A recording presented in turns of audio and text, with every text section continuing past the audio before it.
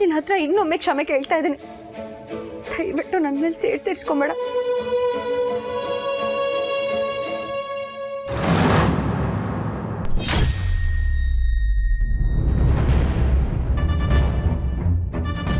ಏನ್ ದೀಪಿಕಾ, ಏನ್ ಮಾತಾಡ್ತಿದ್ಯಾ? ಅದು ಸೇಡ್ ತೀರ್ಸ್ಕೋಬೇಡ, ನನಗೆ ಕ್ಷಮಿಸ್ಬಿಡು, ಹಂಬಲ್ ರಿಕ್ವೆಸ್ಟು, ಹಾಗೆ ಹೇಗೆ ಅಂತ ಏನೇನೋ ಹೇಳ್ತಿದ್ಯಾ. ಏನಂದ್ರೆ ನನಗೆ ಒಂದು ಕೆಟ್ಟ ಕನ್ಸು ಬಿತ್ತು. ಅದ್ರಲ್ಲಿ ಅವನು ನನಗೆ ಶೂಟ್ ಮಾಡ್ತೀಯ ಅಂತ ಹೇಳಿ ನಿನ್ನ ಮೇಲೆ ಅಟ್ಯಾಕ್ ಮಾಡಿಬಿಟ್ಟ. ಅದಕ್ಕೆ ನನಗೆ ತುಂಬ ಭಯ ಆಯಿತು. ಅದಕ್ಕೆ ಇವನ ಹತ್ರ ಬಂದು ನನ್ನನ್ನು ಕ್ಷಮಿಸ್ಬಿಡು ಅಂತ ಕನ್ಫೆಸ್ ಮಾಡ್ಕೊತಾ ಇದ್ದೆ. ಕನ್ಫೆಷನ್ ಒಳ್ಳೇದೆ, ಮನ್ಸು ಹಗುರ ಆಗುತ್ತೆ, ಒಂದು ಸಮಾಧಾನನೂ ಸಿಗತ್ತೆ. ನೀನೇನು ಟೆನ್ಷನ್ ಮಾಡ್ಕೋಬೇಡ.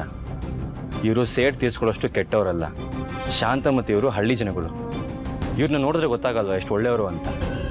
ಇವರು ಹುಷಾರಾಗ್ತಿದ್ದಂಗೆ ಖಂಡಿತ ನನಗೆ ಕ್ಷಮಿಸ್ತಾರೆ, ಓಕೆನಾ? ನಿನ್ನ ಪರವಾಗಿ ನಾನು ಕೇಳ್ಕೊತೀನಿ, ನೀನು ಹೆದರ್ಕೋಬೇಡ. ಈಗ ನಮಗಿರೋದು ಒಂದೇ ಗುರಿ ದೀಪಿಕಾ, ಆದಷ್ಟು ಬೇಗ ಇವ್ರನ್ನ ಹುಷಾರು ಮಾಡೋದು. ಇವರು ಎಷ್ಟು ಬೇಗ ಹುಷಾರಾಗ್ತಾರೋ ಅಷ್ಟು ಬೇಗ ನಿನ್ನ ಟೆನ್ಷನ್ ಕಡಿಮೆ ಆಗುತ್ತೆ. ನಾನಂತೂ ಇದನ್ನು ಒಂದು ಚಾಲೆಂಜಾಗಿ ತೊಗೊಂಡ್ಬಿಟ್ಟಿದ್ದೀನಿ. ಆದಷ್ಟು ಬೇಗ ಈ ವ್ಯಕ್ತಿನ ಹುಷಾರು ಮಾಡೇ ತೀರ್ತೀನಿ. ಅದಕ್ಕಂತ ನಾಳೆಯಿಂದ ಹೊಸ ಥೆರಪಿನೂ ಶುರು ಮಾಡ್ತಾ ಇದ್ದೀನಿ. ಎಲ್ಲ ಒಳ್ಳೇದಾಗತ್ತೆ. ಓಡಾಡಿಸಿದ ಸಾಕು, ನಡಿ ಕರ್ಕೊಂಡೋಗಿ ಮಲಗ್ಸೋಣ.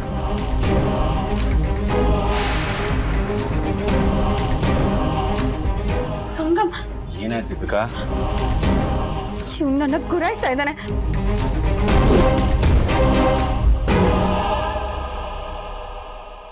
ಎಲ್ಲಿ ಗುರಾಯಿಸ್ತಾ ಇದ್ದಾರೆ ದೀಪಿಕಾ? ಇನ್ನೂ ಇವ್ರಿಗೆ ಕಣ್ಣೆಲ್ಲ ತಿರ್ಗ್ಸಕ್ಕಾಗಲ್ಲ. ಸುಮ್ಮನೆ ಟೆನ್ಷನ್ ಮಾಡ್ಕೋಬೇಡ, ನಡಿ.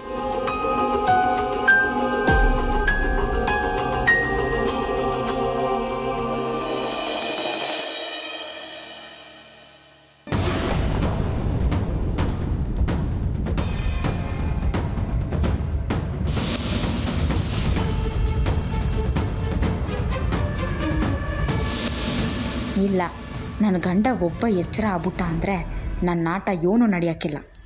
ಅಷ್ಟ್ರಾಗೆ ಬಂದಷ್ಟು ಲಾಭ ಅಂದ್ಕೊಂಡು ಎಷ್ಟು ದುಡ್ಡು ಆಯ್ತದೋ ಅಷ್ಟು ಕಿತ್ಕೊಂಡು ಇಲ್ಲಿಂದ ಆಚ್ಕೊಬಿಡ್ಬೇಕು. ಎಲ್ರಿಗೂ ದೀಪಿಕವನ್ನು ಉಳಿಸ್ಕೊಬಿಟ್ಟೆ ಅಂತ ನನ್ನ ಯಾಕೆ ಅನುಕಂಪ ಇದ್ದರೂ ಈ ನನ್ನ ಮಗನಿಗೆ ಮಾತ್ರ ನನ್ನ ಮೇಲೆ ಕಣ್ಣಿದ್ದೇ ಇರ್ತದೆ. ಈ ಆಳದ ಲಚ್ಚಿ ಈ ಮನ್ಯಾಗಿರೋ ಗಂಟ ಸುಗ್ಗಿನ ಸಂಗಮ್ ಮಗಳು ಅಂತ ಒಪ್ಸಕ್ಕಂತೂ ಆಯ್ಕಿಲ್ಲ. ಮತ್ತಿವಂತಾವ್ ಹೆಂಗೆ ದುಡ್ಡು ಕೀಳೇನೆ.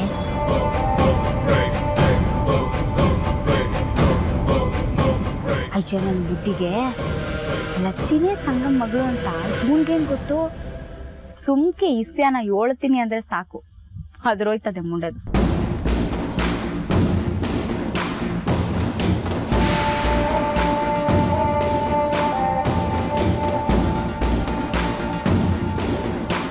ಏನಯ್ಯ, ಕಾಪಿ ಸಂದಕ್ಕಿಲ್ವೇ? ಬ್ಯಾರದ್ ಮಾಡ್ಕೊ ಬರನೆ. ಅದ್ರ ಅಗತ್ಯ ಇಲ್ಲ, ನಿನ್ ಕೆಲಸ ನೀನ್ ನೋಡ್ಕೋ ಹೋಗು. ವಾ, ಏನು ಇವತ್ತು ಸುದ್ದಿ?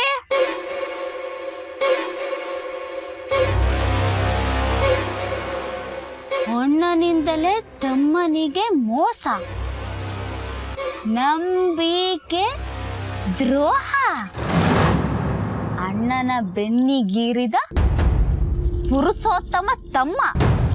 ಏಯ್, ಸುಮ್ಮನೆ ಏನಾರ ಮಾತಾಡ್ಬೇಡ.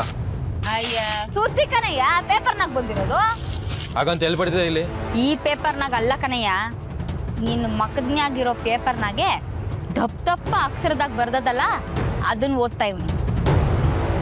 ಇನ್ನೇನಯ್ಯ, ಅಚ್ಚುಕಟ್ಟಾಗಿ ಸೊಂಪಾಗಿ ಅವ್ರ ಅಪ್ಪಯ್ಯನ ಮಡ್ಲಾಗೆ ಆಡ್ಕಂದು ಕುಣ್ಕಂದು ಬೆಳಿಬೇಕಾದ ಮೊಗ ಈಗ ಅಬ್ಬೆ ಪಾರಿಯಂಗೆ ನೆಲದ ಮ್ಯಾಗೋ ಚಾಪೆ ಮ್ಯಾಗೋ ಯಾವುದೋ ಮೂಲೆನಾಗೋ ಬಿದ್ಕೊಂಡಿರೋದನ್ನ ನೋಡಿದ್ರೆ ನಿಂಗೇನು ಅನ್ಸಕ್ಕಿಲ್ಲ? ಈ ಅನ್ಯಾಯನೆಲ್ಲ ನೋಡ್ಕೊಂಡುವೆ ಅದ್ ಹೆಂಗ್ ಒಟ್ಟಿಗೆ ಅನ್ನ ತಿಂತಿದ್ಯಾ ಅಂತ. ಅಲ್ಲ, ತಿಂದನ ಅದ್ ಹೆಂಗ್ ಮೈಗತ್ತದೋ ನಾ ಕಾಣಪ್ಪ. ಇನ್ ನನ್ ಕೈಲಿ ಸುಮ್ಕಿರಕ್ ಆಗಕ್ಕಿಲ್ಲ. ಯವ್ವ ಸುಗ್ಗಿ, ಎಲ್ಲಿದ್ಯವ್ವ? ಬೋವ್ವ ಇಲ್ಲಿ. ಪಾಪ ಅವಳಿಗೆ ಅವ್ರ ಅಪ್ಪಯ್ಯ ಬೇಕಂತೆ. ಏನವ್ವ?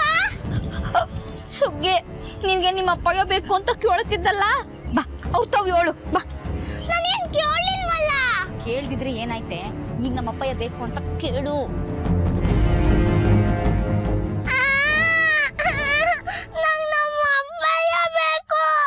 ಅಯ್ಯೋ ಮೂದೇವಿ ಈಗ್ಲೇ ಬೇಕು ಅಂತ ಹೇಳೆ ಈಗ್ಲೇ ಬೇಕು ಹೌದಾ ಕಂದ ನಿಂಗ್ ನಿಮ್ಮ ಅಪ್ಪಯ್ಯ ಬೇಕಾ ಸರಿ ಕೊರಿತೀನಿ ಇರು ಸಂಗಮಪ್ಪನವ್ರೇ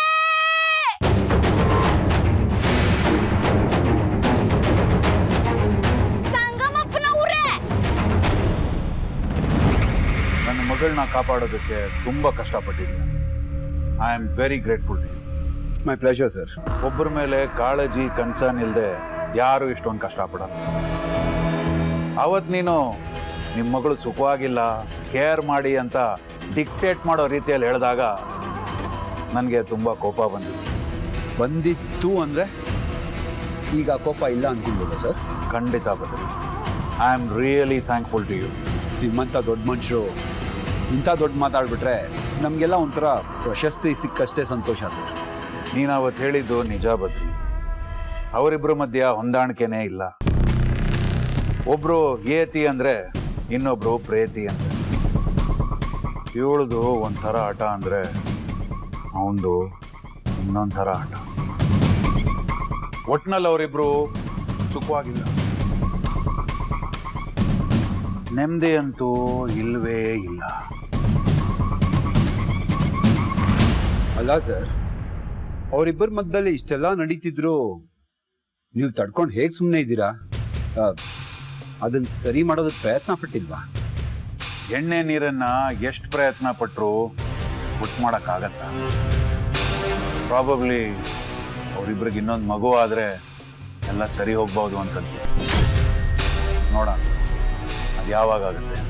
ಸರ್, ನಿಮ್ಮ ಅಳಿಯನ ಬಗ್ಗೆ ನಾನು ಹೀಗೆ ಹೇಳ್ತೀನಿ ಅಂತ ಬೇಜಾರು ಮಾಡ್ಕೊಬೇಡಿ. ಸಂಗಮ್ ಸಾತ್ನೂರು ನನ್ನ ಕಷ್ಟದ ಟೈಮ್ನಲ್ಲಿ ಸಹಾಯ ಮಾಡಿದ್ದಾನೆ, ನನಗೆ ಲೈಫ್ ಕೊಟ್ಟಿದ್ದಾನೆ ನಿಜಾನೇ. ಆದರೆ ಆ ಮನುಷ್ಯನಿಗೆ ಸ್ವಲ್ಪ ಅಹಂಕಾರ ಜಾಸ್ತಿ ಆಗ್ಬಿಟ್ಟಿದೆ ಸರ್. ಅಂದರೆ ಸುಮ್ಮನೆ ಹಾಗೆ ಮಾತಾಡ್ತಾ ನೀವು ಈ ಪೊಸಿಷನಲ್ಲಿ ಇರೋದಕ್ಕೆ ಕಾರಣ ವೀರೇಂದ್ರ ಸರೇ ಅಲ್ವಾ ಅಂತಂದೆ. ಅದಕ್ಕೆ ಆ ಮನುಷ್ಯ ಏನು ಅಂದ್ಬಿಟ್ಟ ಗೊತ್ತಾ ಸರ್? ಫೂಲ್, ಅವರಿಂದ ನಾನಲ್ಲ, ನನ್ನಿಂದ ಅವರು. ಇವತ್ತು ಅವ್ರು ಏನೇ ಆಗಿದ್ರು ಈ ಸಂಗಮ್ ಸಾತ್ನೂರಿಂದಾನೇ ಆಗಿರೋದು. ಇವತ್ತು ಧೀರೇಂದ್ರ ಅವರು ಅಷ್ಟು ದೊಡ್ಡ ಬಿಸ್ನೆಸ್ ಮ್ಯಾನ್ ಆಗಬೇಕು ಅಂದರೆ ಅದಕ್ಕೆ ನಾನೇ ಕಾರಣ ಅಂತ ಹೇಳ್ಕೊಂಡು ನಕ್ಬಿಟ್ಟ ಸರ್.